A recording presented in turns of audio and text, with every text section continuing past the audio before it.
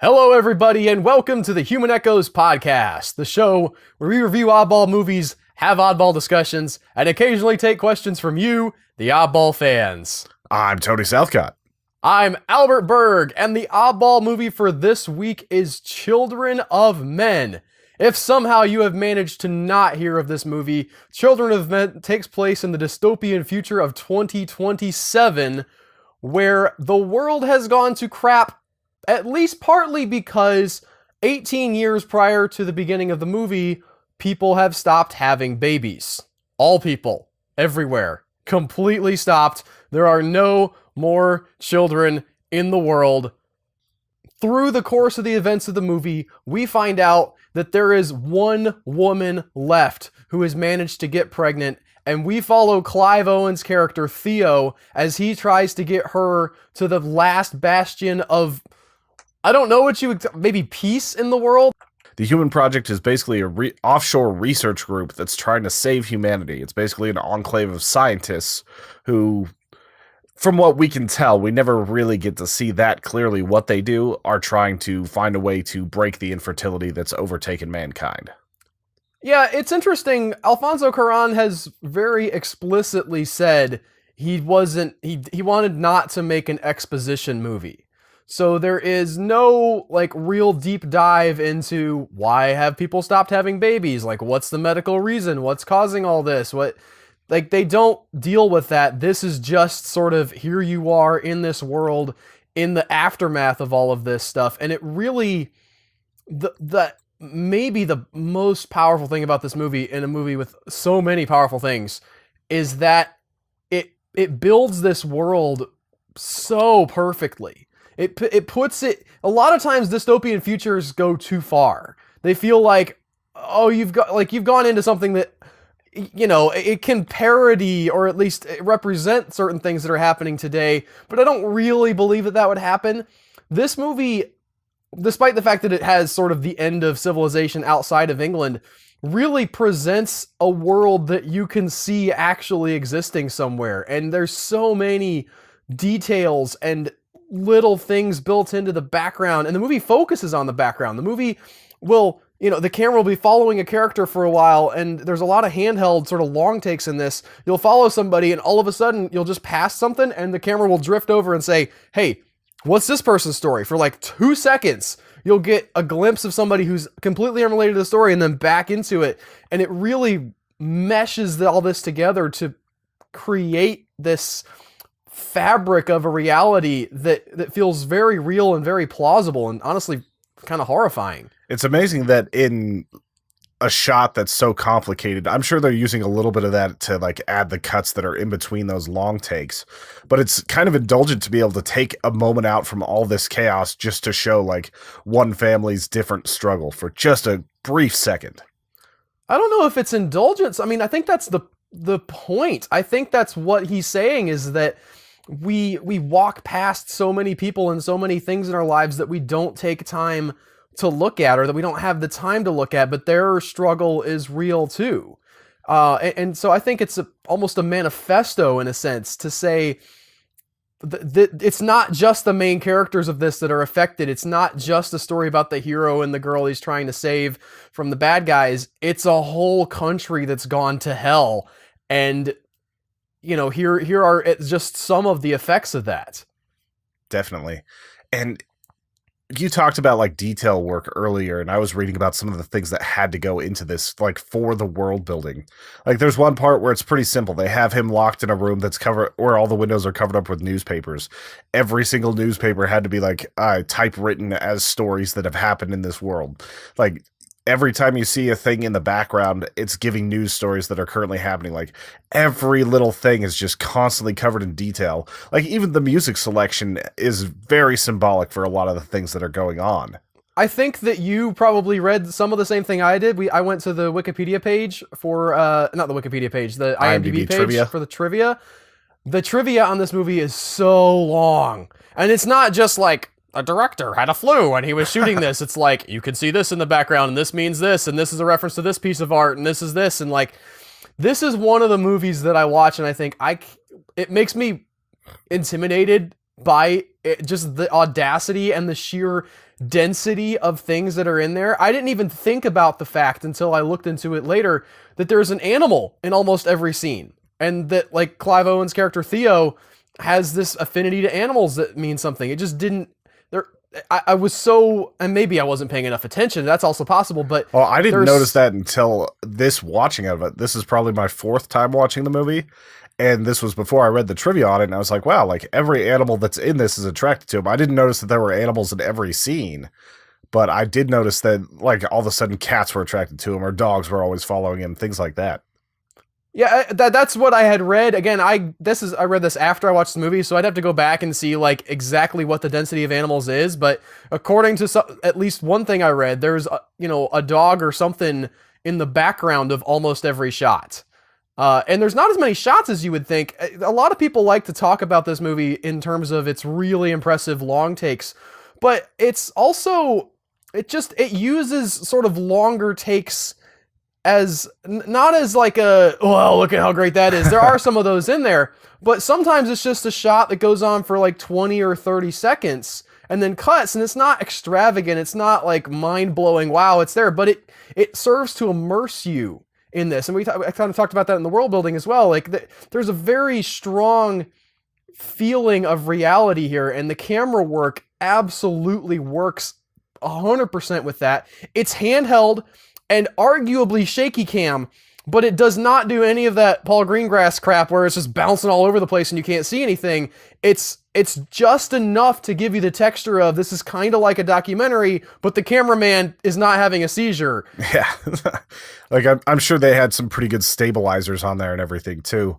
But you're talking about, like, the differences between some of these long cuts, and that last one that's like almost 500 seconds long is one of the most insanely shot action sequences I've ever seen. Like, it's one of my favorite of all time, just because there's so many close calls, so many little details of things flying all over the place. Like, it took 5 hours for them to reset that and 2 weeks to prepare that shot. Yeah, I think I have a theory about this. I think that there is a cut in that shot. I know there's a couple. I was able to spot at least 2. They wipe. So there's the moment when the woman gets shot and her blood gets on the lens, which I've heard about probably more than anything about anything in this movie, which apparently they thought was a blown take. Alfonso Cuarón yelled cut, and the camera, like, he was drowned out by the sound of the tank, so the cameraman didn't hear him and just kept going. I think what happens there is they leave the blood on the lens, which is very effective. My wife talked about it. She's like, why is there blood on the lens? And I was like, well, because that woman got shot. It's for verisimilitude. But it kind of took her out of the movie. But they kind of do the same thing in Saving Private Ryan. There's a moment where that happens. Oh, yeah? I've forgotten that. It's been a while since I've seen Private Ryan. It's a long movie, too. Yeah.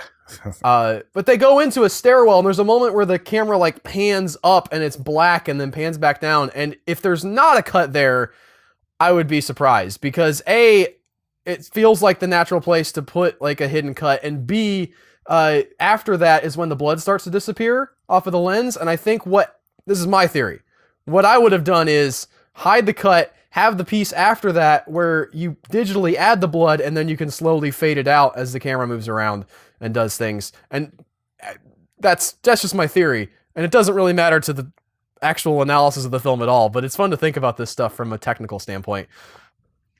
It's kind of rare to see a movie that's actually so technically well done, but also has a script that's so engaging. Like, I don't know if the story worked as well for you as it did for me, if you just kind of, like, loved the way this movie looked, but everything about this movie just clicks for me. Maybe it's because, like, they don't get caught up in the exposition. Maybe it's because I like Clive Owen and Julianne Moore, and I like Michael Caine a lot. Like, there was just a lot that worked for me with this film. I think that it's a mistake to sort of remove the background of the story from the story itself. I think that again, everything in this movie works together. The story, this idea of, finding the last pregnant woman and running to the coast, like, there's 100 cheesy movies that you can make about this. It just wouldn't be good. Like, the story itself isn't a bad story, but it fits in so much with all this world building. It almost exists to show you this world. And I think that it's an interesting a look at sort of the barren, like what it means to soldier on in spite of a lack of hope. You know, this sort of, well, he has this conversation with his cousin or his uncle or whatever at the Ministry of Art where they, you know, go around, you know, England's sort of the last civilized nation. Everybody else has sort of devolved into just barbarism. England is barbaric too, but they have utilities and stuff. So the English are going around trying to save all the works of art. And he says to him, why do you do this when you know that in, you know, 50 years, nobody's going to be left to even see these works of art? And his cousin says to him, well, I don't think about it. And really, I think that's the underlying theme of this movie, is just that we can do so much in life, good and bad, really.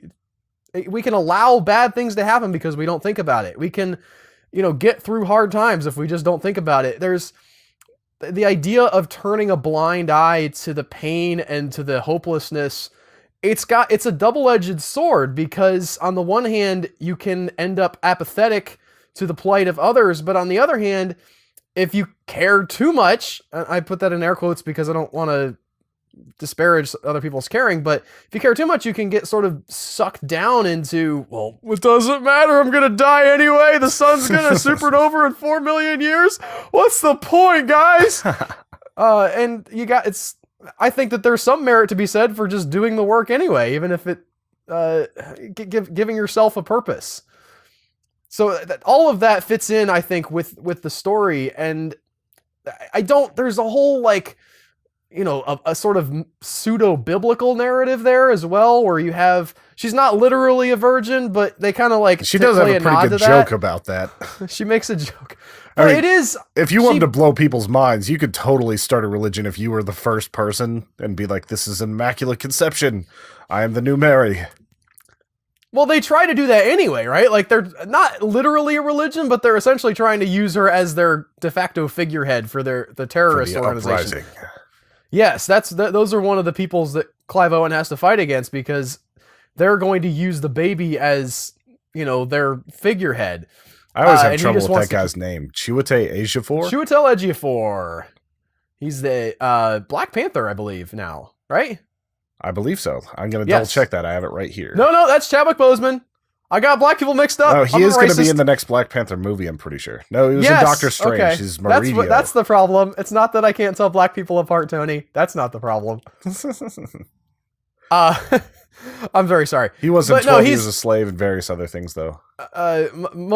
My favorite performance of his is in the Serenity movie. The Firefly movie called Serenity. Had a little brain fart there. He plays the operative. Great part. He's a great actor. And he does a great job too of being one of those villains that, despite the fact that they're running away from him and he is relatively menacing, he's not a cartoon. Yeah, he's an idealist, and you can understand his motives for what he's trying to do, even if they do seem misguided. Well, maybe not even misguided. They just seem like he's willing to let the ends justify the means. And Clive Owen is really, I think, it's interesting that Clive Owen used to be a political activist. And I read some people talk about how he kind of goes back to his activism in this because of what he sees. But in my mind, he's not going back to being an activist. He's not espousing any particular political movement. He's just there for a person. His only purpose in this is to get this girl to safety. It's not for, I mean, arguably it's for the, you know, the safety of humankind and all that stuff, but he's not for any particular side. He doesn't even, you know, try to take a stand against the people in the concentration camp, which it is essentially. Like, he's not fighting for those people to have a better life. He's just trying to get this one girl and her baby to safety. And there's something really powerful about that idea of helping not just your fellow man, but like this particular fellow man, that guy you've got in front of you that has a problem, help him out. I mean, all of society, yes, we can work on fixing that too, but compassion needs to start at an individual level. And he represents that in this, I think. Definitely. And this, I think this is the movie that actually put Clive Owen like on one of my top 5 actor lists. Like, I've liked him in The Knick and in Sin City and a bunch of other ones, but this movie really put him over the top for me. Yeah, he's good in this. I don't know that there's like the performances in this all just sort of serve the story. There's no, for me anyway, there's not like a, wow, look at that guy just gave that speech and it's amazing. It's just everybody, again, to just sort of fits into this world. They all feel of a piece. Maybe Michael Caine's character, and especially his last scene in the movie, although that's not really acting so much as it is just how everything's framed and set up with the story, but nobody is like stealing the show here. Nobody's chewing any scenery, but they're all, I can't think of anybody who give any kind of bad performance. It all fits. Alfonso Cuarón, this is a masterpiece. Yeah. He's pulled off something really incredible. I was talking to you before the podcast, Tony, about how that I was a little bit nervous.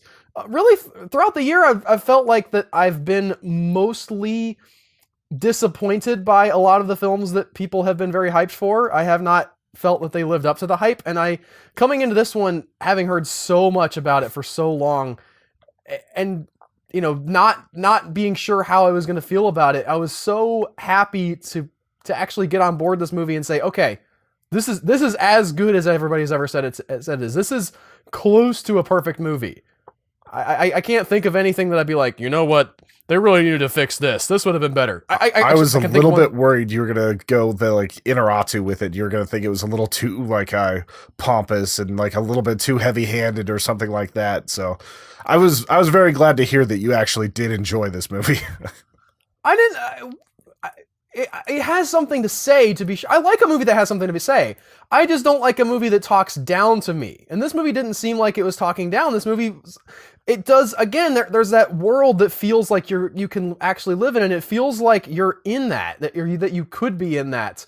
And it's not a preachy, like, look, you need to fix the world kind of thing. It's trying to open your eyes to things around you in a very fluid way. Sometimes a film tries to do that and it doesn't work, and you can appreciate, what they're going for, but it doesn't really carry through, for you personally. But for me, this absolutely, it did what I think Alfonso Cuarón wanted it to do.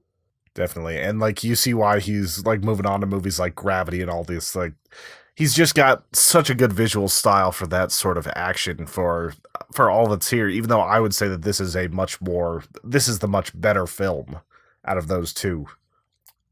Well, the interesting thing is, so he does this. Before this, he had done Harry Potter, Prisoner of Azkaban. Which was a huge tonal shift in that series.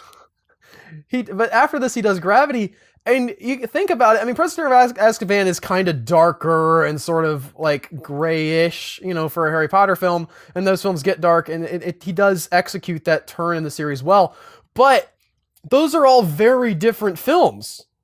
Like he despite the fact that he has long takes in Gravity, and I'm sure there are some in Azkaban. I haven't seen that movie in forever, and I'm not a huge Potterhead, so I couldn't say for sure.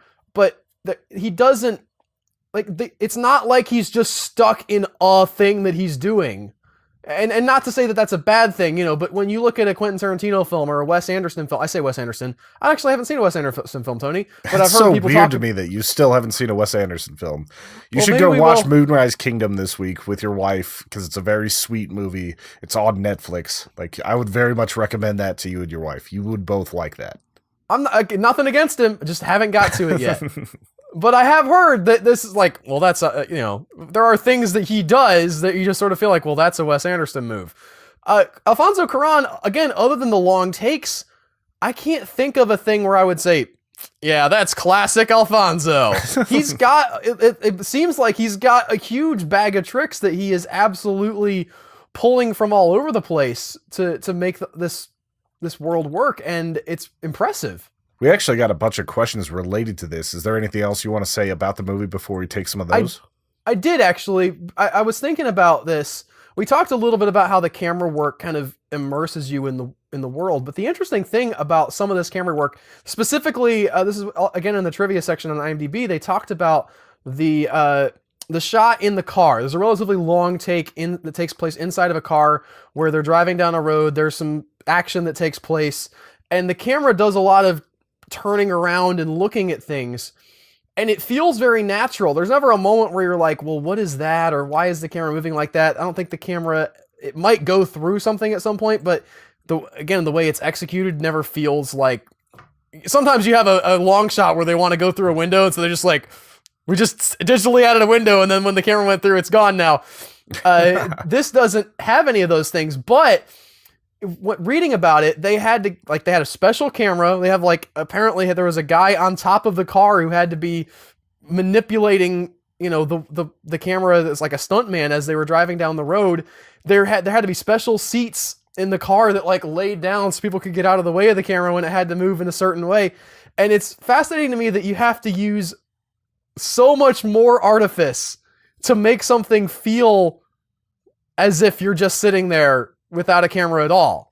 I'm trying to remember what movie we watched where they had to go through the car. They had a guy dressed as a car seat and all this. The Raid 2. Yeah, I don't think we actually covered the Raid 2. Did we cover? I don't think we covered it. I think we talked about that specific scene because it was kind of on the movie sites for a little bit. But it's very true what you're saying, where sometimes the only way to get the natural look is to completely tear apart a car, make it so that it's fully customized so people can just launch themselves backwards to avoid the cameraman, and somehow that feels like it puts you inside the car at that middle seat staring at all the terror that's happening around you. Also, the other thing I wanted to say, and this is the technical thing, but it really super impressed with how Alfonso Cuarón used special effects in this movie. There's special effects all over the place. There's, digitally added buildings and digitally added, backgrounds and shots stitched together in a particular way, but it never jumps out at you. There's never a moment where you're like, oh, that's an effect shot. I can't think of one. I honestly, I'm trying to think of a shot where I was like, there's one that people have mentioned. It's the birth scene. And I actually thought that not the actual, I thought that the baby in that scene looked a lot better than most newborns. Well, you mean the actual newborns? Yeah, they don't look great. Yeah, well, I'm just saying, you see so many movies where it's oh, that's a month-old baby that they're just holding. Oh, right. That was a digital baby, actually. It was a prop, and they used a half a table thing to basically squirt the baby at him. And yeah, there's a lot of weirdness involved with that. I'm sure it was a little weird to do the acting there. But you look at American Sniper where they used a model baby and that didn't turn out so well. This one, they actually went through and fixed it afterwards. Well, I think that was the intention. It didn't take me out of the movie. No, and I was watching that scene. I was because I'd read about, ahead of time, I read about how there was a very, graphic isn't the right word. I mean, it's not I wouldn't necessarily show it to a 4, well, I probably would show it to a 4-year-old because whatever, but it's not obscene or anything, but it is very much not really hiding anything. It's showing the baby coming out of a vagina, and that's what that would look like. And I thought that, all things considered, I mean, I thought about how they did the effect, but still, I didn't have any problems with how it looked at all. People didn't like that effect, Tony? No, I was saying that people liked that effect more than they have for a lot of other movies that do this. So you're saying it's an effect that stands out? It's an effect that stands out in a way that made it look real. It's the opposite of what you're saying. It didn't stand out and looked fake. It was just another thing that was very hard to do, but was handled very well. Yes, if there had been an actual woman giving birth in that room, it would have looked a lot like that. Maybe not exactly, because she actually gives birth pretty quickly, it seems like. But, man, she was in labor for a while. Talking about that birth made me think about the midwife lady and how much of a bummer it was when she left the film. Yeah, that was a rough scene. I don't even know if this is a spoiler, because you don't see her, she just gets pulled off the bus. You don't see her die. Yeah, she might just be getting searched randomly. It could be any number of things that happen. They kind of put some subtext there. Assembly line leading up to here's a bunch of people dead on the ground in that prison camp. Yeah. So it again, there was that sort of sense of immersion of if you were on that bus and one of your family members got pulled off, you wouldn't know. Yeah. You just wouldn't know what happened to them. They would be gone, and probably they died, but you didn't see them again. That terrible feeling of ominous uncertainty. It's kind of understated at a lot of points in this movie where he lets you draw your own conclusions. I find it interesting that he didn't read the novel that this was based off, but the author was actually very happy with how the movie turned out.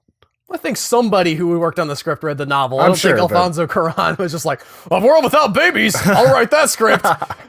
The one thing that I thought was interesting that I would have liked to see over the novel, and this is maybe a little bit of feminism influence coming in here, but in the novel, the reason that people had stopped giving birth was because men had stopped producing sperm. And in the movie, it changes that to women have become infertile. And I think that there is something potentially very powerful about talking about the impotency of men in the world, especially in this world that we see, where they're fighting against, if it was men that are impotent and they're sort of trying to hang on to this, what they have left, and sort of this anger at losing their power, and trying to, hold on to as much power as they still have. I think that could have made for an interesting thematic idea. As soon as I read that in the wiki, I had the exact same thought. I was like, this would have been made a little bit more poignant if they did that. It's not a huge thing. It's a small gripe, but it is something that I thought would have made the movie a little bit better. Well, and I don't know why they changed it. There may have been... There's so much about this movie, and we do need to move on to other things because we're kind of going a little bit long on the movie review section here, but there might be a really good reason for the scriptwriter, that he's trying to say something else that I didn't really pick up on. I mean, you think about the moment where to go back to the whole Virgin Mary thing, she reveals her pregnancy to him in a barn, surrounded by cows, which sort of harkens back to, your nativity scene, right? But B, also kind of casts her in the light of yet another, breeding animal, and sort of the idea of women as these, baby bearers. And so that there's something subtextual going on there. And as there's so much going on in this movie that I don't have, I have neither the time nor the brain power to unpack everything that it's doing, but it's brilliant. And I thought it lived up to the hype. I will say that again. Absolutely lived up to the hype. I'm very, very glad, because I didn't want to have to defend this movie to you today. So this is one of those rare instances where Al and I both agree that this is a very, very good film. We agree a lot of times, Tony. But not on movies that I really liked back in the day. Like, if it's a movie that I thought was a classic and something like that, there's a pretty good chance you're not going to like it. But this movie just kind of stands out from all that. It's a 10-year-old movie, but it looks like it could have been made today. Like, there's nothing that looks bad about it. It's on HBO Go if you guys have that. I strongly recommend checking it out. And if you have seen it, go back and check it out again after hearing some of the details that we talked about today. Yeah, I would say that it's definitely a movie that's worth a rewatch every once in a while. But good stuff. I know you said we got questions about this movie, right, Tony? Yeah, we got a few. They're all kind of related to this, or most of them. Okay. First one comes from Defiticus on Twitter. He asks, Idiocracy also came out in 2006. Which film depicts the scariest and more realistic view of our future?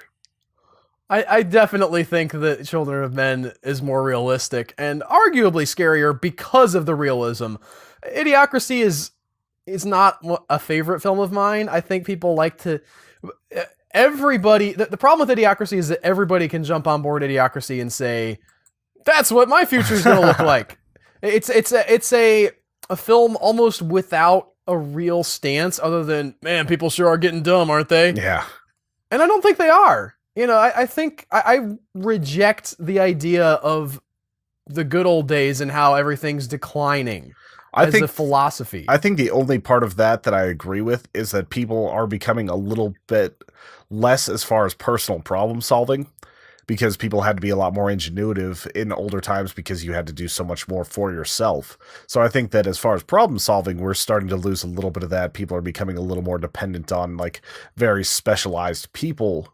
But even still, we have those resources to go and fix things ourselves. So I don't buy into that we're all getting dumber. I think if you were to have kids from the 50s take tests today versus kids that are going through most like public education, I think you would have it about at the same level, if not a little bit higher now, just because we have better learning methods and all this.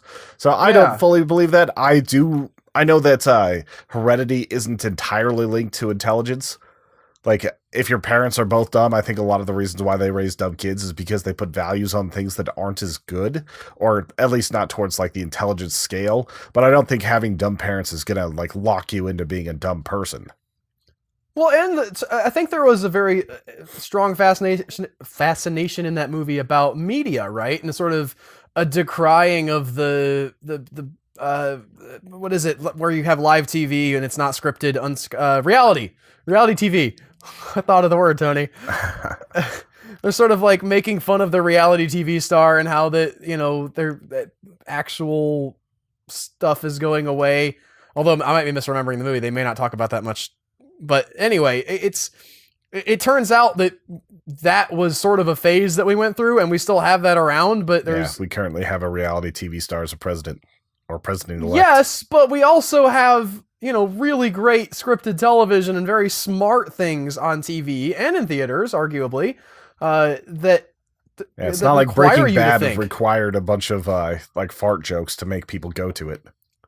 Yeah, so the future is not getting worse in that respect, but I think that there is a potential. Now, I don't know, the dystopian future of Children of Men is very, I mean, everything else has essentially undergone the apocalypse, and I kind of like that we don't see that. I sort of like almost like the idea that that's propaganda to a point. Yeah, I was kind of thinking that too. It's like, how hard would it be for them to convince the people of Britain to stay by saying that the rest of the world has gone to shit, especially if they don't have outside communication and you need like hardcore transit papers and all this other stuff for even the possibility of leaving. Like, they insinuate that some really bad stuff's gone down. Like, he says at one point, like, were your parents in New York when it happened? And she says yes. And like, there's an insinuation there that New York might just be completely gone.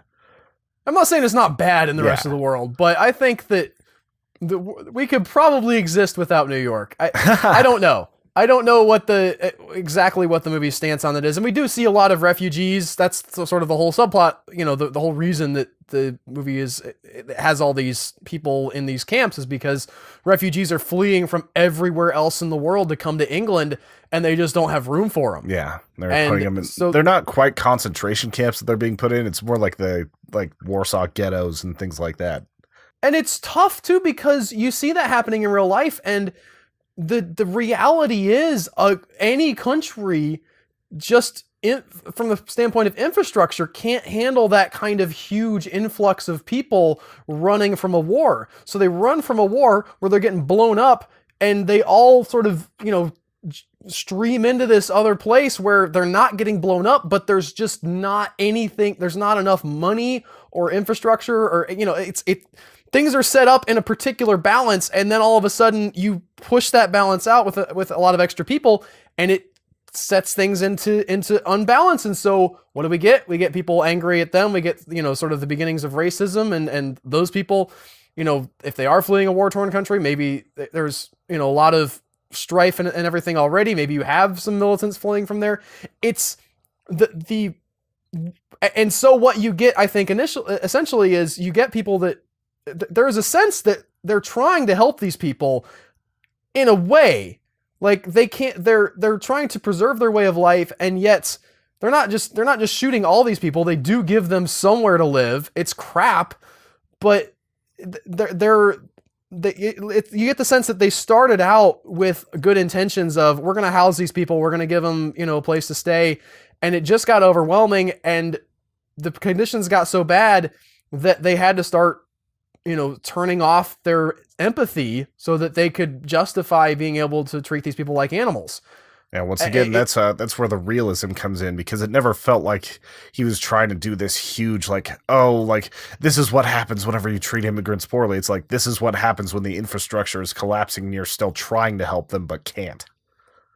Yeah, and maybe I'm being too generous, but I think that there's it's actually really difficult and costs a lot to help these people out, and sometimes people don't want to. Sometimes people say, hey, why aren't you helping us out? We lived here initially, you didn't want to spend all this money on us, but now these people are coming from some other place, and you can call that racism, and there may be an element of that, but I don't think that's the whole story. So very insightful storytelling, I would say, and very, very realistic to some of the things we're actually seeing in our world.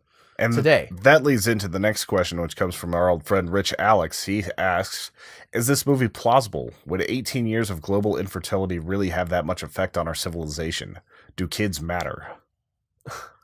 Let's address the first part, and then the do kids matter will come up in a minute. Well, I just think kids matter. I mean, I have kids, so I think they matter, you know.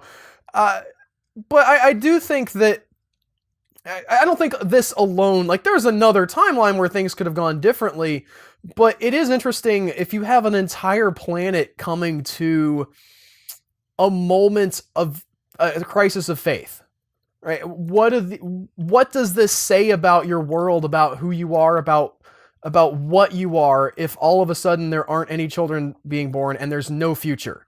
If you know the world is going to end tomorrow or next week, like not like way far off in the future, but like in your lifetime, arguably in your, like when your lifetime ends, the world's over, then what's your motivation to keep it going? Like, yeah, what gets you to show up back to work? What gets you to like go on and care about all these other people, like all the refugees coming into your country? What, like, why do you look at that and like think you have to do anything about it whenever there's no hope for you in general? Right. There's no hope for civilization. And so you have the one side where people just say, well, I'm just going to live my life and go on. But I think there would be a large number of people that would say, well, what's the point? Like, what is the point of continuing if there's no one to leave this to? And so there would be enough of that sentiment to really start to tip things into, you know, a more negative light. I don't know if it would play out exactly like it does in this movie, but I could see it happening. And the interesting thing is the time span that this is happening in is it's balanced really well, because it's not like, yeah, like I said earlier, the sun's going to burn out in several million years. What do we do? Because that doesn't really register to us. And it's not next week, because then you can't quit your job and just live off the food that you have in your refrigerator and, you know, go do whatever for a week. Yeah, you're not watching the asteroid hurtle towards you. But you have to decide whether life is worth living. And a lot of people in this world are deciding that it's not, because they have the quietus thing, which is a plot point we didn't even touch on. But it feels very, very realistic to this kind of world where it's like, listen, you guys want to die? I mean, it's not going to hurt our feelings. We don't have really enough to go around anyway. Here's some suicide pills. They're peaceful. It's an interesting idea to me, also what it would do to the value of human labor and so on, especially in like a military sense. Like, if somebody wanted to wage a war at that point, all of a sudden that human resource becomes very, very limited. It's not like they're having kids to replace them eventually. That's an excellent point. I didn't even think about that. But then if you're at that point of desperation, does that also tip you into, I don't know. I don't know, but that's an excellent point. I don't have enough time to think about it like much, much deeper. But would that be a deterrent to war? Just because, well, we've got all the people we're ever going to have on the planet right now. Let's try not to kill them all. Yeah. Let's try to hold out and see if there is hope. But that's also the thing. Like, 18 years feels like it's long enough that people have given up entirely. Like, if it was 5 years, I think people would be like, well, scientists will hopefully figure this out. 10 years, people are starting to be like, I don't know if we're going to be able to make it. 18 years in, it just feels like, yeah, like the youngest person on the planet is literally a voting age adult now. We are kind of screwed. So I like that timeline. I don't know if it would cause the entire world to collapse like they're talking about, but I think that it's an appropriate length of time for it to start collapsing. What's the next question, Tony? Next question comes from Mr. Doc Occupant. Dave Webb asks us, what would be different about child rearing if men had the babies? I think cesarean sections would be a lot more popular. Well, they're getting more popular, although I don't know. Here's the question. Men have the babies, but we're still the physically dominant gender? Or can we assume that? Because we're still men? I mean, nothing else is really changing? So, like, basically just have a genitalia switch to where, like, the big brooding men are the ones that carry the babies? Yes. I mean, we don't even have to go into the whole genitalia thing. Maybe they come out the butt, Tony. It could be something different. But we reviewed that movie. We did. The Immaculate Conception of Little Dizzle. I'd forgotten about that, but if you guys want a weird mind trip of a movie, that's one worth checking out. And a pretty good indie one at that.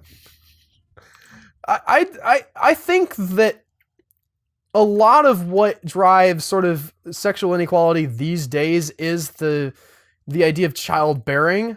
I think that currently in society, the issue is that the women have to take the time off to give the birth, right? And even if you're a career woman, like you're not gonna like take that. Well, maybe I'm sure somebody has, but generally, just take a day off, go in, give birth to the baby, hand it to a babysitter, and you're back to work.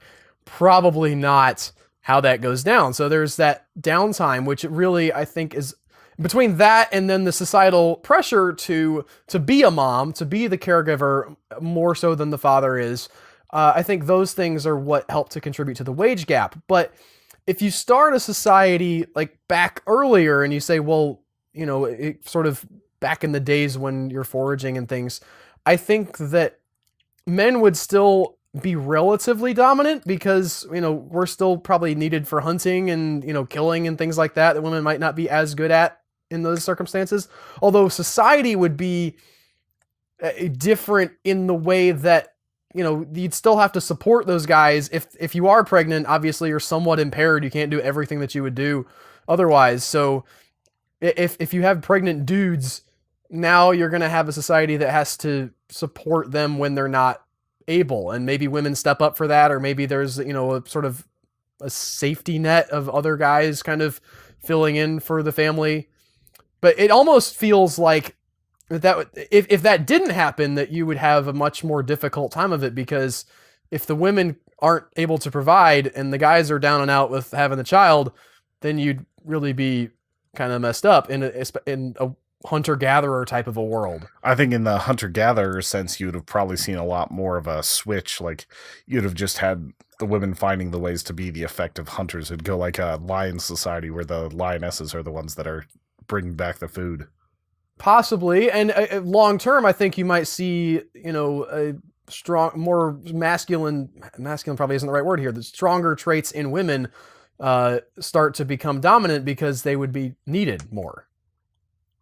So it depends how far we're going back. If we're just saying today, dudes start having pregnancy, that's like a whole different sort of kettle of fish. Where, I mean, who knows? Like that would just be a weird world. Yeah, just men being so hormonal, and like most of them are working desk jobs, but the ones that are like construction workers, like all of a sudden having to take time off for that, it'd just be weird. I don't know if they would be hormonal. Like we're getting into some weird territories with this question, Tony. Maybe revealing some of our own personal biases. But that's well, I don't like. I'm just saying, like, if men had to go through the hormone switches that women did, like, we wouldn't be as happy either. Like, we would have our times where we get snippy and all that. Like, it's pretty understandable. Does our penis bleed once a month? Yeah. Does that happen? Just like spraying in out. This world? Oh. Not like dribbling. Oh, like on the outside? Yeah. Next question. I think I've had a gross out moment on every Dirt Blocking podcast for like 3 or 4 weeks now. All right. Next question is also from David Webb. Someone foolishly leaves you in charge of the country long enough to pass one law. What is it, and why should it be a law? I think I would legalize drugs. That's a good one. Just like full on decriminalization anyway? Yeah. I know, like, there are some drugs that I would have some qualms about, but let's start with the sort of like the big ones, especially marijuana and things. Anything that's sort of like just clogging up our criminal justice system with people who wanted to get high. Let's not spend our money on that. Let's spend our money on other thing. I think that's for current American Western civilization. And they're, I'm not saying having all those people out on the streets immediately would be a good thing. That seems like that would also be a bad move. That would be a huge influx too of people needing jobs and all this other stuff. There'd have to be some programs to counter it. But I really do like that idea. Like, especially if you have it so that the money that was being spent on incarceration goes towards drug treatment and things like that for people that do have a problem with it. Because, it's working out very, very well in Colorado right now, just having that, like, the money from marijuana. We made more money in this state off of marijuana taxes than we did off of alcohol. There are currently more weed shops open than there are Starbucks here. And that sounds like it's kind of a weird thing, but we also have more revenue coming in than you can imagine. And the money we're saving in the justice system is in the hundreds of millions for something that's mostly innocuous.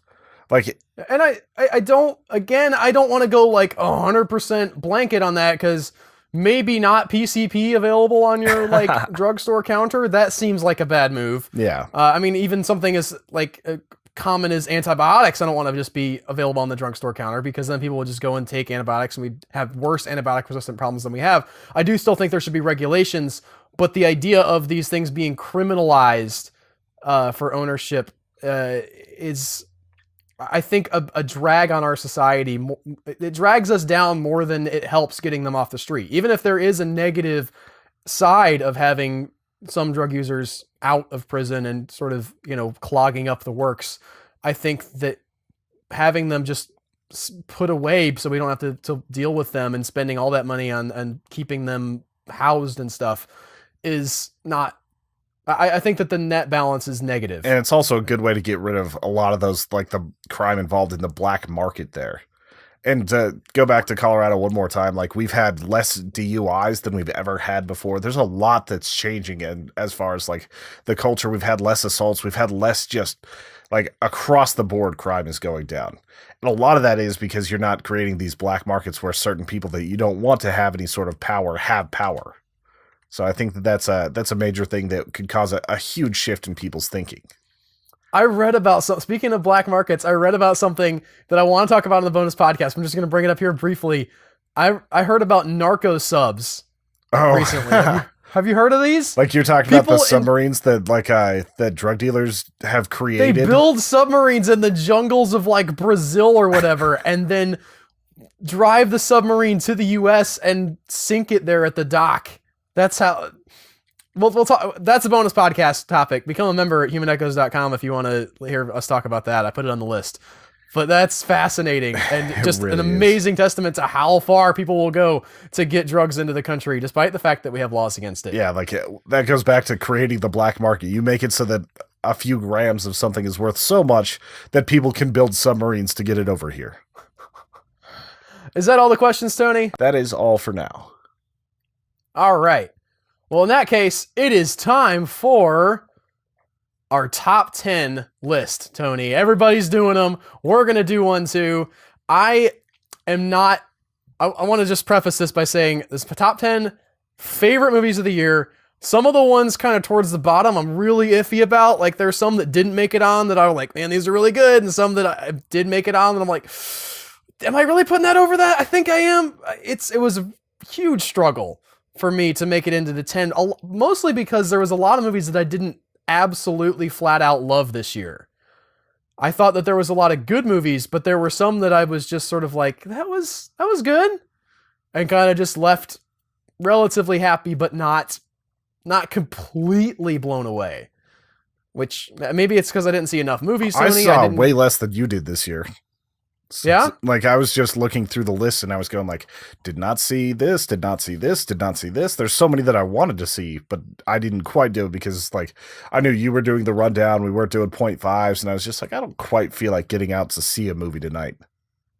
Here's some movies that didn't make it on, by the way, movies that I thought were good. And again, I feel kind of bad. Like maybe they weren't, I could be talked out of some of these. Maybe they should be on the list, but Moana, 10 Cloverfield Lane, Neon Demon, Hush, Dope.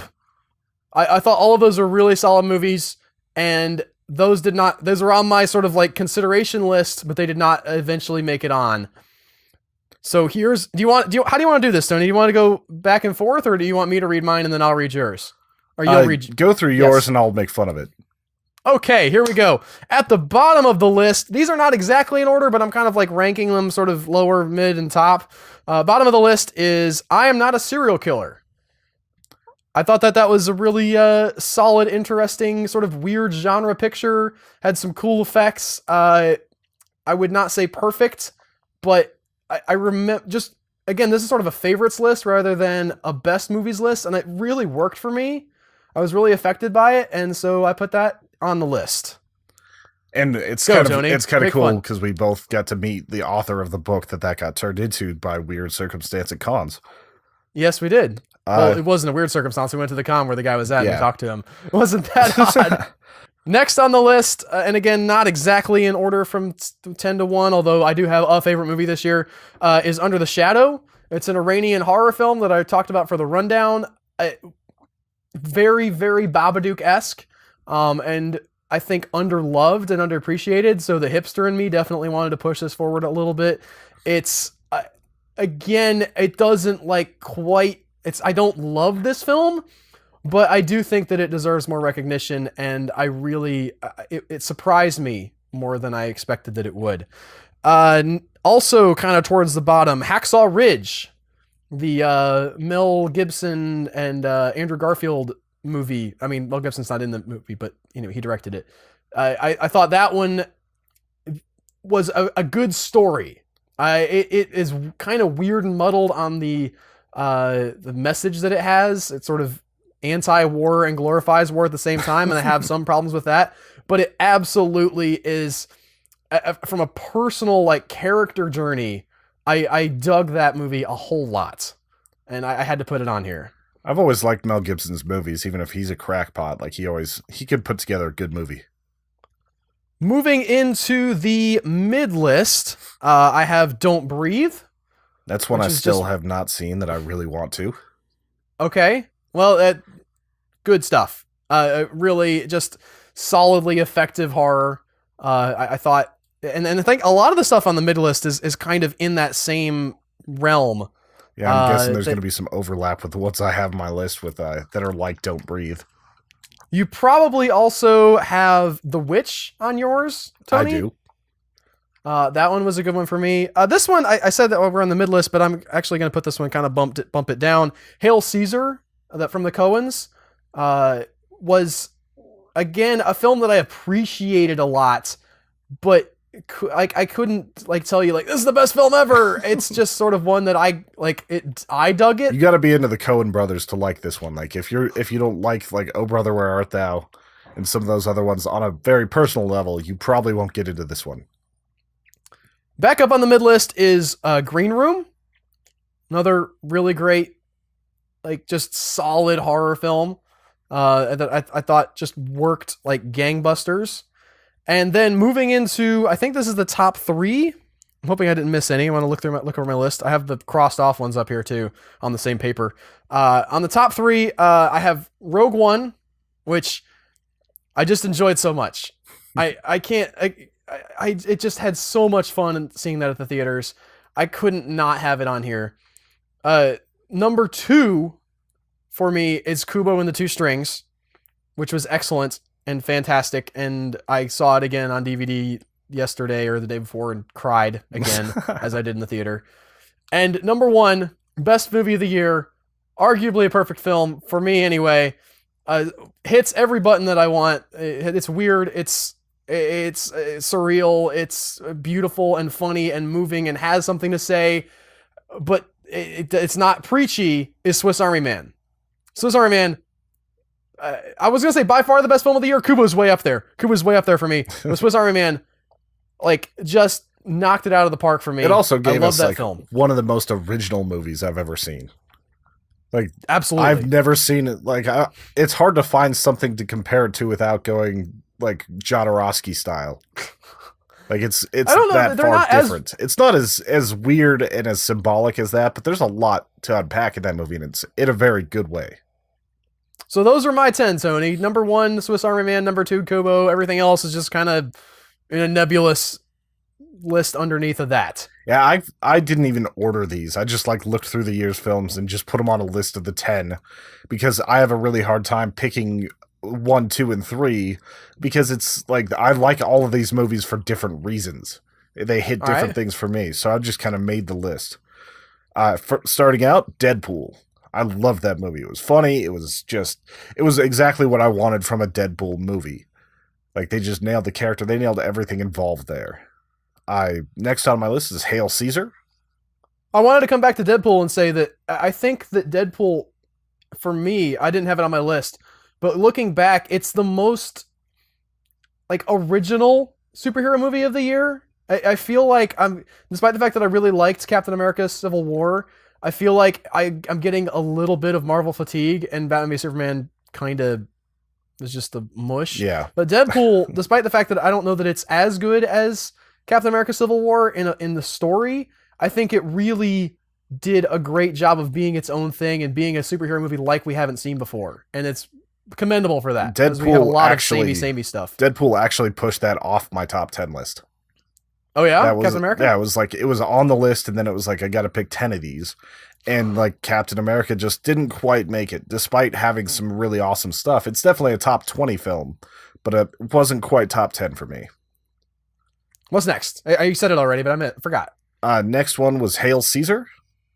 Good stuff. We both have that one. Kind of weird, but if you like the Coens, I think it's one of those movies. They make these movies that are not funny, like on the surface, but there's jokes in them.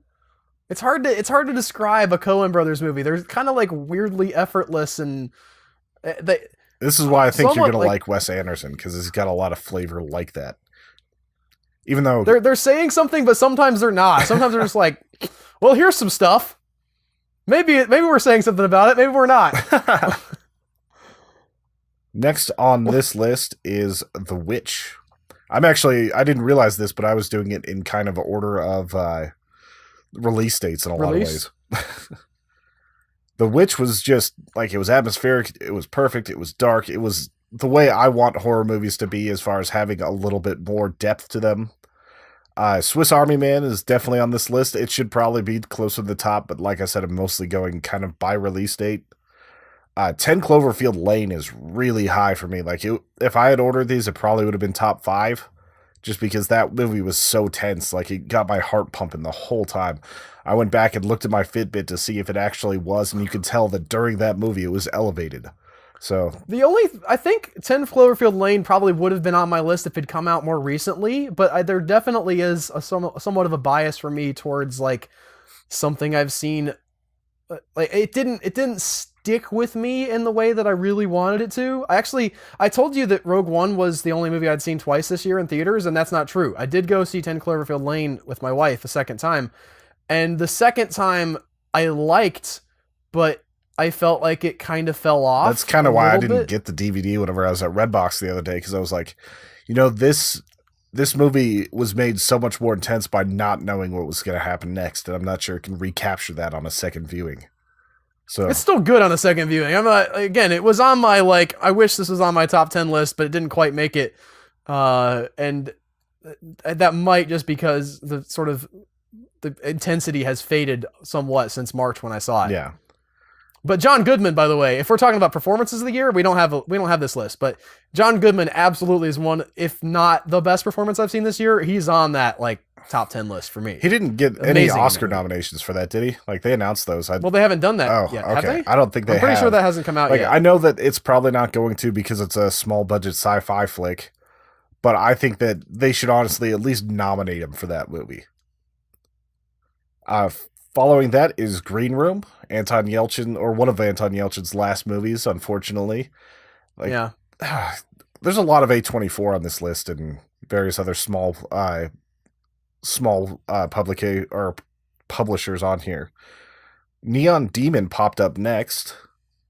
Neon Demon, like I mentioned earlier, almost made it onto my list. It's inarguably great. Yeah. But for me, I don't know, it didn't quite... Like, I didn't get excited about it. I don't know this movie that I want to go back and watch again. I think for me, it was the novelty of the experience of watching it that got it on this list. I am not arguing that it shouldn't be on your list, because it's beautiful and deeply thought out, and maybe it should have been on mine. Again, there's a lot of stuff on my list that I think, you know what, that, like, especially that lower sort of mush could probably be swapped around, and Neon Demon, I could definitely be argued into putting it in there for, I don't know, I'm Not a Serial Killer or Under the Shadow, possibly. Yeah. My next one is Kubo. All right, Kubo. Which I did not expect to be so moved by that movie, but that thing is just beautiful. And my last one, or second to last one, is going to be very contentious for you. I put Arrival on there. It's not contentious. I understand people love that movie, Tony. It didn't work for you. And that's okay. I want to say something, because I talked about in the rundown, I've aired some grievances with the movie, but having had a little bit more time to think about it, I think my bigger problem was, well, I've talked about the characters, but I also felt like the movie was kind of talking down to me in a lot of ways. I felt like that I was being condescended to, like, we should all communicate as like its main message, and I really, it was presented in such sort of a high-handed, I think it's a good message, but I get it in bubble guppies every day. You know, like, well, here's the bad guy chasing the bubble guppies. Oh wait, it turns out he wasn't the bad guy. He just wanted some candy that they were handing out. He just looked ugly. You should have given him a chance. And there wasn't enough more to the movie than that for me. And that, I think, ultimately was what was rubbing me raw in the theater, that I was not, I kind of manifested that in talking about a lot of the sort of plot points that stuck in my craw for various other reasons that I didn't appreciate. But ultimately, I think that thematically, that's why it left me feeling cold. It was just sort of like, here's a textbook about why we should communicate more. I get it. I get why we should communicate more. It didn't, that was my issue with that one. Continue. And the last one on this list is Rogue One, because that was exactly what I was hoping the Star Wars offshoot movies would be.